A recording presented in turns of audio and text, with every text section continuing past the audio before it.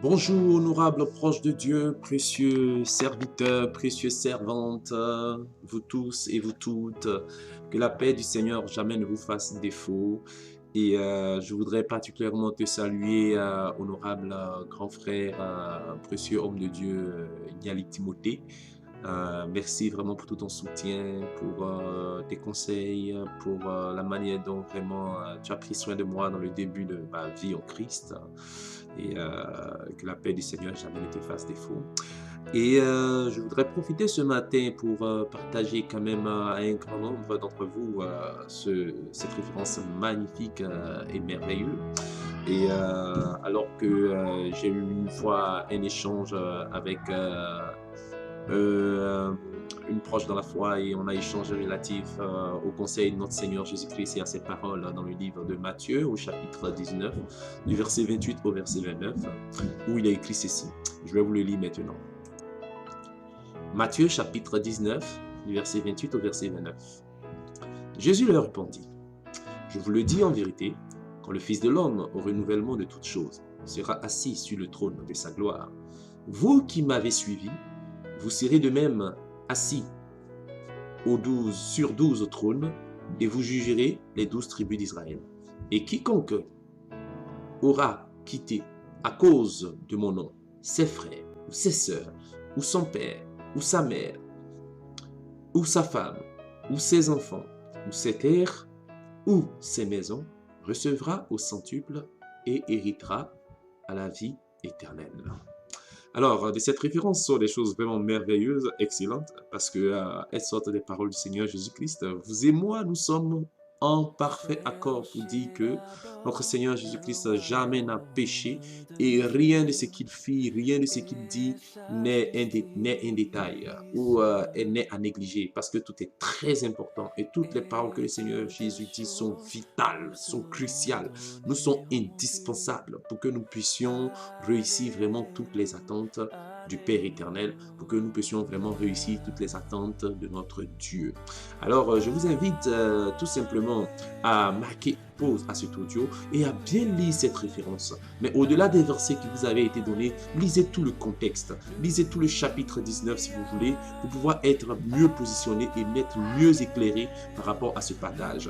Et par la suite, ce qui suivra vous étonnera. Ce que vous suivrez vous marquera. Ce que vous suivrez, vous appuyant rien que sur les paroles du Seigneur Jésus-Christ, vous fera frissonner. Tellement ce que le Seigneur Jésus-Christ nous donne et nous offre est merveilleux et est indescriptible. Donc, je vous laisse le temps de relire d'abord Matthieu au chapitre 19 et plus précisément du verset 28 au verset 29. Mais vous pouvez prendre aisément le temps de lire tout le chapitre pour mieux contexter ou du moins pour mieux positionner dans vos pensées, si vous voulez, les paroles du Seigneur Jésus-Christ. Et par la suite, nous reviendrons et là, nous allons entrer en détail sur quelques questions relatives aux paroles du Seigneur Jésus-Christ pour en tirer quand même des pensées assez utiles, des pensées très importantes pour notre croissance spirituelle. Je ne vous parle pas des pensées uniques, je ne vous parle pas des pensées, je vais dire, seules. Voilà, non. En vérité, les profondeurs de la parole de Dieu sont merveilleuses et elles sont nombreuses. Selon est écrit, aucune prophétie des Saintes Écritures n'est objet d'interprétation particulière. Donc, je ne voudrais pas m'initier dans une interprétation unique et particulière et seule des paroles du Seigneur Jésus. Loin de là. Cependant, ce qui vous sera offert en partage, je crois, au nom de notre Seigneur Jésus-Christ, aura toute son importance pour nous aider à un certain niveau de notre vie par rapport à certaines réalités qu'on traverse et qu'on vit. Merci. À tout à l'heure quand vous aurez fini de lire le passage.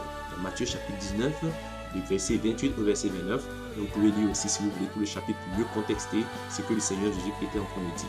Il y a même des réponses dans tout le chapitre par rapport à ça. Et aux 3 questions qui sont liées à ce partage sur lesquels nous allons revenir. De manière à ce que, lorsque officiellement chacune des 3 questions sera énoncée, tout de suite, vous allez voir, mais j'ai vu une réponse ici par rapport à ça. J'ai vu, Jésus a dit ça. Et ah oui, mais je comprends maintenant pourquoi il a dit ça. Parce qu'il y a un lien. Il y a un lien entre les paroles du Seigneur Jésus-Christ et les choses qu'il veut nous faire savoir. Merci pour tout et à tout de suite pour la suite.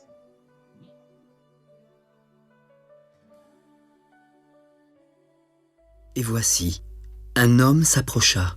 « Maître, que dois-je faire de bon pour avoir la vie éternelle ?»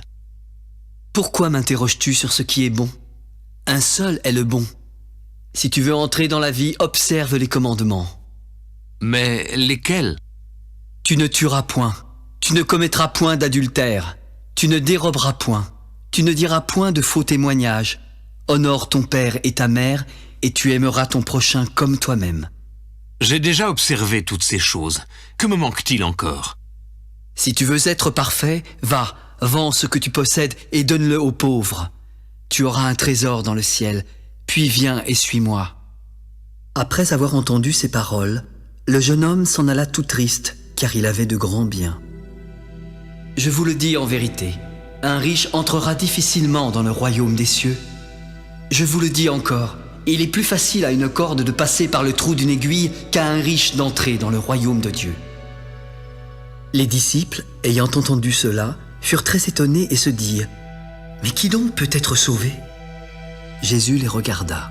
« Aux hommes cela est impossible, mais à Dieu tout est possible. » Pierre prit alors la parole.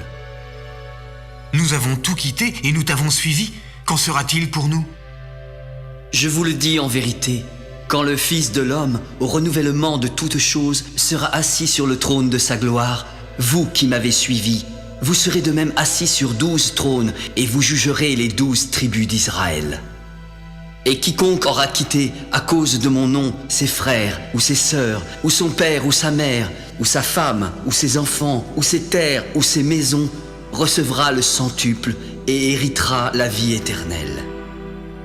Plusieurs des premiers seront les derniers, et plusieurs des derniers seront les premiers.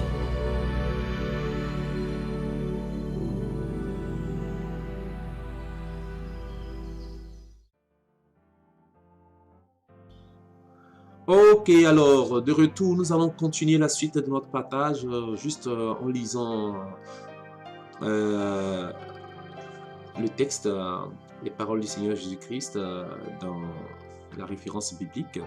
Alors, c'est le livre de Matthieu au chapitre 19, à partir du verset 28.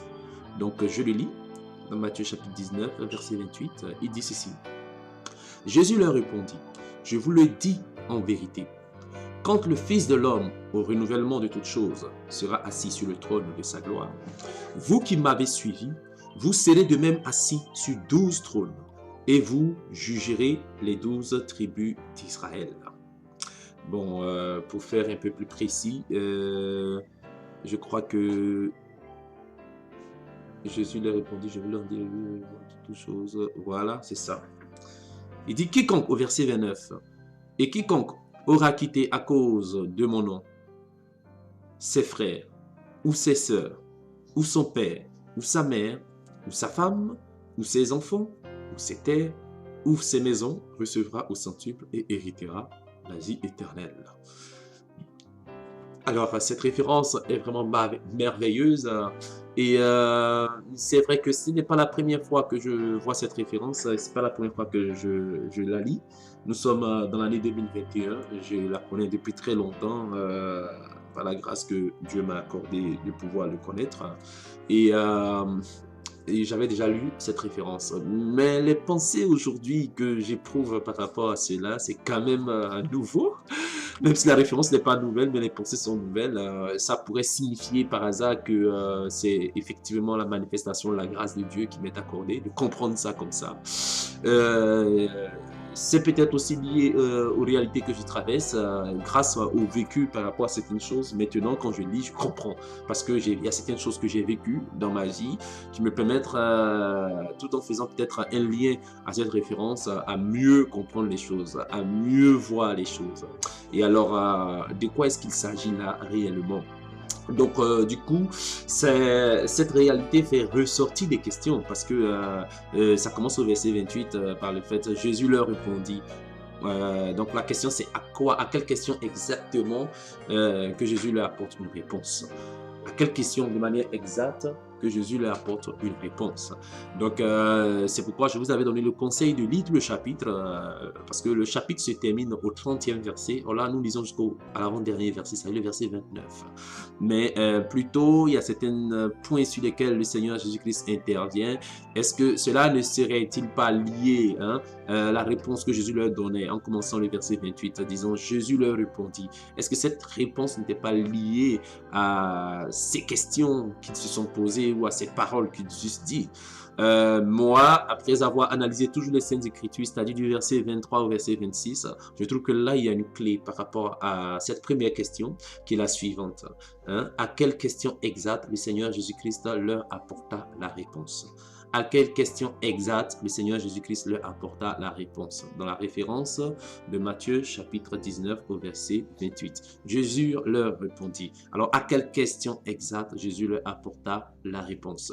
Alors, quand on lit la réponse de manière précise par rapport aux paroles du Seigneur Jésus-Christ, c'est la suivante. Je vous le dis, en vérité, quand le Fils de l'homme au renouvellement de toutes choses sera assis sur le trône de sa gloire, vous qui m'avez suivi, vous serez de même assis sur 12 trônes et vous jugerez les 12 tribus d'Israël. Alors, c'est la réponse que Jésus donne. Mais exactement, à quelle question, il leur donna cette réponse? Alors, comme je vous ai dit, du verset 23 au verset 26, si on revient là, on peut voir aisément des choses que Jésus dit à ses disciples. Jésus dit à ses disciples, verset 23, « Je vous le dis en vérité, un riche entrera difficilement dans le royaume des cieux. » Alors, suite à cette parole du Seigneur Jésus-Christ, les disciples alors vont réagir. Et Jésus-Christ va continuer à leur parler, par exemple, il va leur dire, « Je vous le dis encore, il est plus facile à un chameau de passer par le trou d'une aiguille que par un riche d'entrer dans le royaume de Dieu. » Alors, maintenant, les disciples alors posent la question. Les disciples, ils ont entendu ce que Jésus leur a dit. Alors, ça les a fait frissonner, ça les a fait marquer. Parce qu'ils ont lié les réalités de la vie à beaucoup de choses. Voilà, ils voient des gens qui sont pauvres, ils voient des gens qui sont riches, ils voient des gens qui ont un certain niveau. Voilà, mais Jésus-Christ parle et puis eux qui sont disciples, ils se disaient certainement, ces gens qui étaient riches l'étaient parce qu'ils étaient convenables à la volonté de Dieu, ils faisaient ce qui plaisait à Dieu. Peut-être, ce qui pourrait expliquer le fait que ces personnes soient riches, ou peut-être elles étaient dans des logiques normales qui permettaient qu'elles soient, entre guillemets, comme elles sont. Et, mais comment expliquer alors que Jésus puisse dire une telle parole, disant par exemple au verset 24, je vous le dis, il est plus facile à un chameau de passer par le trou d'une aiguille qu'à un riche d'entrer dans le royaume de Dieu. Alors les disciples lui posent alors la question, puisqu'ils ont entendu ça, ils sont très étonnés, et puis ils se disent, qui peut donc être sauvé? Alors, qui peut donc être sauvé? Alors, c'est vraiment magnifique cette référence parce que contrairement à ce que beaucoup pensent que qui peut donc être sauvé est lié au fait au salut et à la vie éternelle. La réponse est non, la réponse est non, la réponse est non.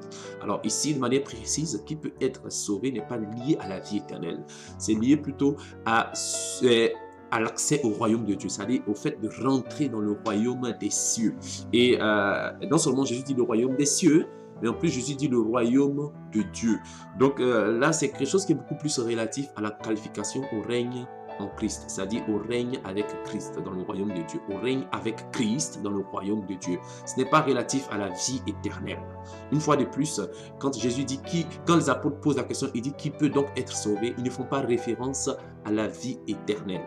Cependant, c'est une question toutefois qu'ils ont posée à Jésus-Christ. Et le salut ici dont il est question, n'étant pas relatif à la vie éternelle, avait besoin d'une réponse. Et c'est la réponse que Jésus va commencer à donner au verset 28.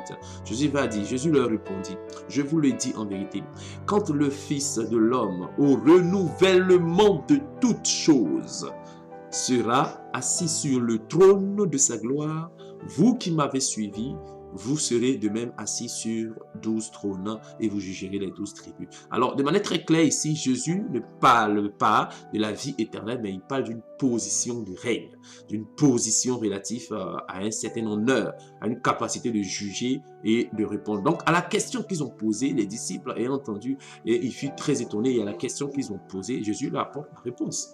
Voilà, Jésus répond au verset 28. Vous pouvez bien lire le contexte pour voir. Et on voit que la réponse semble être un peu différente de ce qu'ils ont posé. Qui peut donc être sauvé? C'est pourquoi je vous dis, par discernement, la question précise n'était pas relative à la vie éternelle. Et le salut ici dont il est question n'est pas le salut par rapport à la vie éternelle, mais plutôt le salut par rapport à ce que Jésus avait dit plus tôt. Jésus avait dit avant, Jésus a dit entrer difficilement dans le royaume des cieux, c'est-à-dire entrer dans la communauté du règne, c'est-à-dire dans le nombre de ceux qui vont avoir une position de règne dans la vie éternelle, c'est-à-dire dans le nombre de gens qui vont avoir une position d'honneur, qui seront honorés, qui seront élevés, qui auront, comme on peut le dire, des sièges. Voilà, dans le règne pour la vie éternelle. Souvenons-nous des paroles de Jésus qui disait « Cherchez premièrement le royaume de Dieu et sa justice, et toutes ces choses vous seront données par-dessus tout. » Vous pouvez aller référer dans le livre de Matthieu au chapitre 6, au verset 33. Et pour mieux comprendre le chapitre 6, verset 33, vous pouvez lire tout le contexte, peut-être à partir du verset 20, je ne sais pas, mais vous pouvez lire tout le contexte pour voir un peu ce que conseillait le Seigneur Jésus-Christ. Là, c'est ce dont je me souviens avec précision de cette référence, de cette partie. Il y a le Seigneur Jésus-Christ qui fait une comparaison entre ceux qui sont avec lui et ceux qui vivent bien que pour des intérêts terrestres, pour des intérêts par rapport aux réalités. Bien manger, être bien vêtu, être toujours entre guillemets possession de bien de choses, voilà, d'une certaine aise, voilà, d'un certain bien-être vraiment visible, physique, voilà. Et Jésus dit, il montre à ses disciples que le plus important de leur vie, au verset 33 du chapitre 6 de Matthieu, c'est chercher premièrement le royaume de Dieu et sa justice, et toutes choses vous seront données par-dessus tout. Et par contre, ici, à ses disciples au verset 25 de Matthieu chapitre 19, qui posent la question, et ils ont entendu cela, ils sont très étonnés, ils disent, mais qui peut être sauvé? Donc, en d'autres termes, je reviens là-dessus pour vous dire, qui peut être sauvé n'est pas lié au salut de la vie éternelle. Pas de confusion, c'est plutôt lié au contexte relatif au royaume de Dieu. Et Jésus leur répondra et leur dit, aux hommes cela est impossible, mais à Dieu tout est possible. Alors, relatif au fait qu'aux hommes cela est impossible, c'est par rapport à leur décret, à leur choix, à leur capacité de pouvoir, entre guillemets, rentrer dans le royaume de Dieu. Alors, on voit cette réalité-là par rapport aux attentes de Dieu. Parce que à Dieu, tout est possible. C'est un appel simplement pour nous pousser à être humbles. C'est-à-dire pour nous pousser à savoir ce que Dieu veut, à savoir ce que Dieu pense, à savoir ce que Dieu attend. Donc, ayant cette attitude et cette conscience, on va se tourner vers Dieu et on va prier. On va chercher à Dieu qui nous aide. C'est-à-dire, il y a trois réactions. C'est-à-dire, dans notre attitude de marcher avec Dieu. N'oubliez pas, s'il vous plaît, les deux commandements sur lesquels le Seigneur Jésus est revenu. Il a dit, le plus grand commandement, c'est tu aimeras l'Éternel ton Dieu de tout ton cœur, de toute ton âme, de toute ta force. Et tu garderas ça au fait. Et le deuxième commandement, tu aimeras ton prochain comme toi-même. Alors, le premier commandement, il a tout son sens sur le plan spirituel. Et le deuxième commandement aussi est une clé. Et en réalité, il y a trois réactions qui sont très importantes. Le premier commandement, le deuxième commandement, mais la troisième réaction, c'est notre relation avec Dieu. Dans le jeûne, dans la prière, dans le veille, dans la persévérance des attentes de Dieu. Donc, si ces trois choses-là, dans notre attitude d'amour de Dieu, ont tout le sens et les réactions avec Dieu ont tout le sens, c'est une clé pour nous. C'est une clé pour nous qui va nous permettre de ne pas nous faire avoir. Son amour guérit ma douleur, ça m'essuie de toute mes larmes. Doux sauveur, doux sauveur. Oh yeah.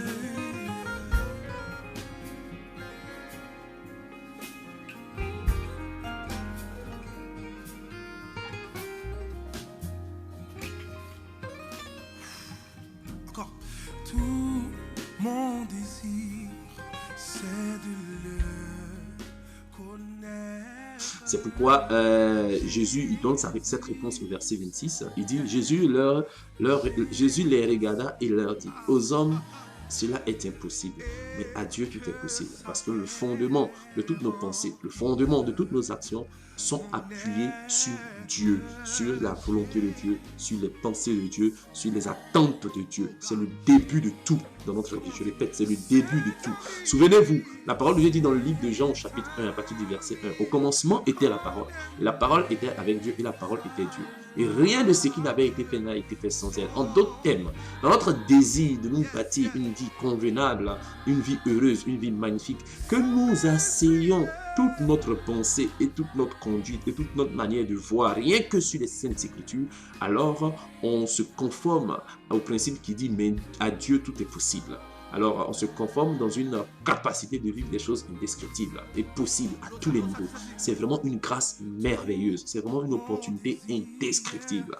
Donc, aux hommes, cela est impossible. Ça fait tout simplement référence au fait que, en vivant selon les pensées humaines, terrestres, charnelles, purement physiques, matérielles, alors c'est impossible. Qu'est-ce qui est impossible? C'est la capacité de pouvoir entrer dans le royaume des cieux, comme il le dit au verset 23. Pourquoi? Parce que Jésus, il est dit quelque part dans cette écriture, la chair et le sang n'hériteront point du royaume des cieux. Alors, il fait référence ici au principe relatif à l'homme physique, l'homme charnel.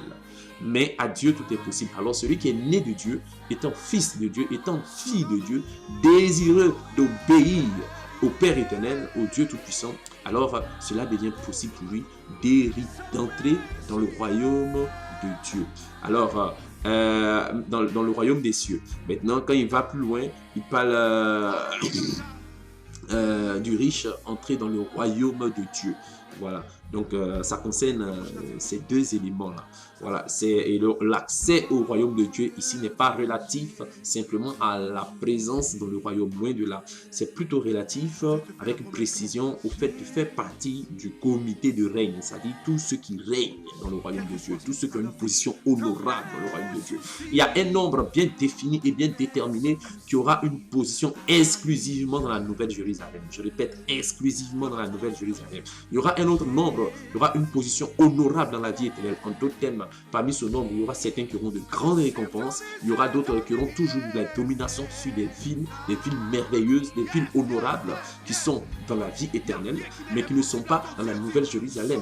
Bien qu'ils soient dans la vie éternelle, bien qu'ils aient des dominations dans bien de positions, bien que ces personnes seront des rois dans la vie éternelle. Souvenez-vous que notre Dieu se fait appeler le roi des rois. Le roi des rois. Maintenant, pour vous qui êtes en Christ, l'opportunité qui vous est donnée n'est pas juste de faire partie des rois, mais plutôt de faire partie du roi des rois. Alors, ça fait ressortir 3 niveaux de position extraordinaires dans la vie éternelle. Nous y reviendrons une autre fois.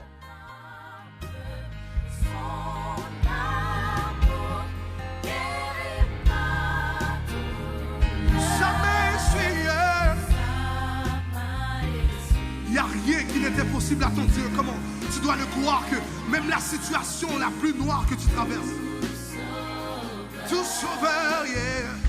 Une dernière fois. C'est ami, yeah.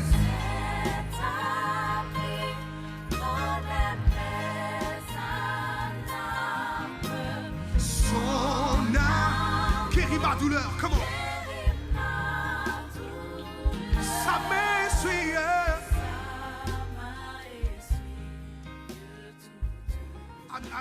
Aujourd'hui, nous allons nous concentrer vraiment sur les paroles de notre Seigneur Jésus-Christ à partir du verset 28.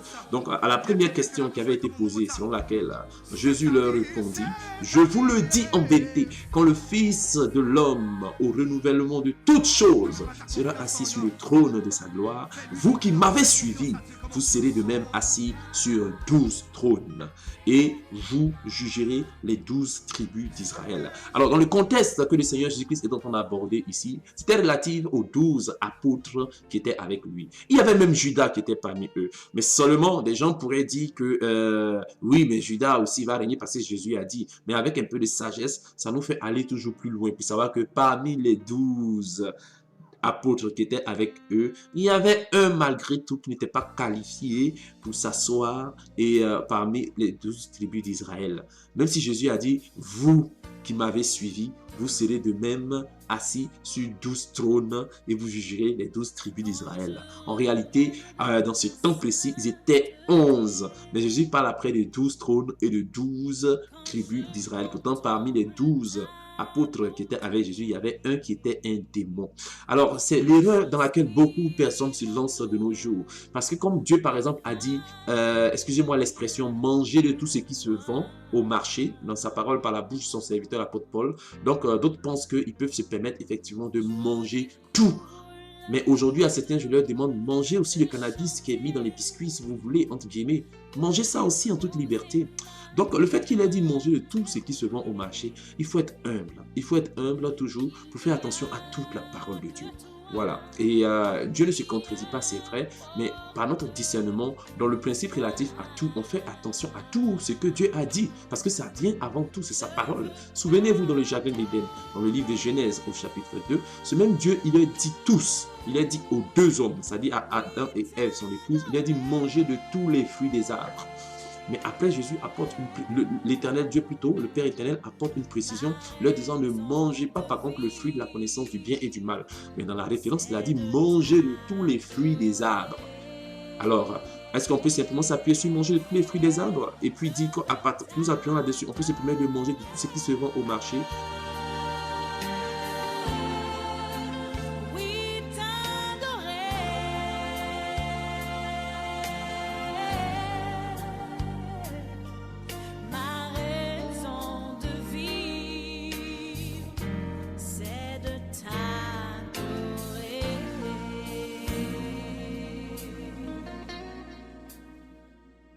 Je vous encourage à être prudent. De la même manière que Jésus-Christ parle de 12 trônes dans cette référence de Matthieu, chapitre 19, à partir du verset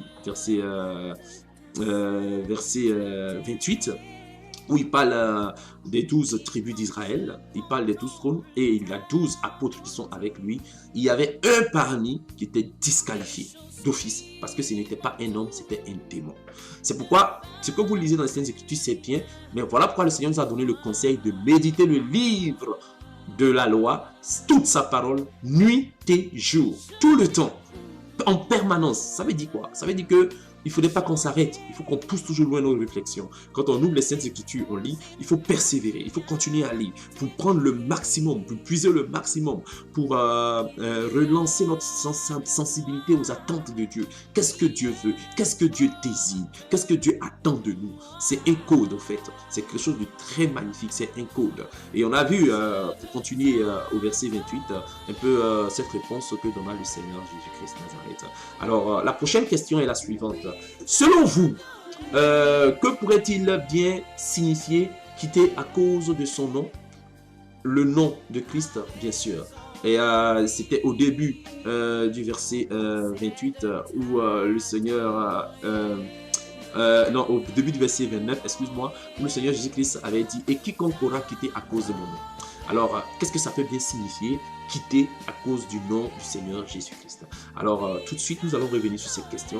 La première question qui était à quelle question exacte le Seigneur Jésus-Christ leur apporta la réponse. Jusqu'à ce niveau, nous avons essayé de répondre un peu qu'il s'agissait vraiment pour nous du moyen pour nous de ne pas manquer l'essentiel et le plus important de la présence de notre Seigneur Jésus-Christ sur terre, pour nous les humains physiques, charnels, pour cette grâce, pour nous accorder vraiment des choses extraordinaires, où il nous dit lui-même le Seigneur Jésus-Christ, ce que Jean-Baptiste avait dit avant que Jésus commence son œuvre. Jean-Baptiste avait dit dans Matthieu chapitre 3, cherchez premièrement le royaume de Dieu.